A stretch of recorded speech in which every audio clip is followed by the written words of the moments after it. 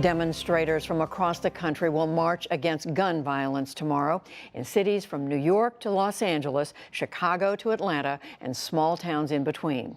Washington, D.C. here will be where survivors of last month's deadly school shooting in Parkland, Florida, staged their March for Our Lives rally. John Yang followed some of the students as they prepared for the big day. 17-year-old high school senior Liz Stout has visited her sister Jenny in Washington before, but this time is different. On Valentine's Day, Liz was in her AP psychology class at Parkland, Florida's Marjorie Stoneman Douglas High School when a teenager armed with an AR-15 assault-style rifle killed 17 of her schoolmates, teachers, and administrators and wounded 14 others. Now she's in Washington for tomorrow's anti-gun violence March for Our Lives. I've heard too often that we're too young to make a change. And she's haunted by what she saw in that classroom, witnessing the death of fellow student Carmen Shentrup. You know, I came to school that day to get an education. You know, my teacher opened up a lesson about personality. Next thing you know, we're behind a desk, crowded, lying on top of each other, and we run out and she's dead.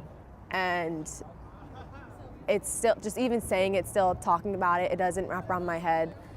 But I think that's why I came up to DC, because she deserved to live. How are you doing? It's been rough to get a full night of sleep. I still can't finish a meal. Because a part of me feels guilty running out of that room. I see a professional therapist. She's taught me methods, how to concentrate in class, what to do when I'm uncomfortable, when I get triggers, how to calm myself down, how to sleep better. Liz and her sister made a special stop at the memorial to Martin Luther King Jr. Even with MLK and the Civil Rights Movement, he was known for making a big change. And it was the young people who started the movement. And it's like today, the young people are coming out and starting a movement. They're the reason why we're out here. They're the voices for the kids in Chicago who don't have the same platform that we do. From the Capitol all along Pennsylvania Avenue, organizers hope there'll be about 500,000 people here tomorrow. In addition, there'll be similar events in more than 800 cities around the country and around the world. What happened in Parkland has turned students into activists. Thousands of them gathered at the Capitol last week during the National School Walkout. In the United States, we have archaic gun control laws for a 21st century reality. Nate Tinbite is a sophomore at John F. Kennedy High School in Washington's Maryland suburbs. This week, the 15-year-old son of Ethiopian immigrants and his classmates made posters for the rally. My parents came from an education system not as remotely close to ours or comparable to ours, yet they still didn't have to worry about their security and safety. So why should we in this country have to go through that? You know, our lives are definitely worth more than weapons that we see out here today. The students leading tomorrow's rally are using the foundation laid by groups like Moms Demand Action, formed after the 2012 Sandy Hook shooting. Jennifer Hoppy is the deputy director. We have built up a grassroots army that really has the knowledge, the resources, and the tools that now we are able to share all of those with students across the country. For many kids in the nation's capital, the fight is personal. Friends and family have been killed by gun violence. 17-year-old Aaron King and his mother Patricia Reardon King made posters at a local community center. I lost a cousin.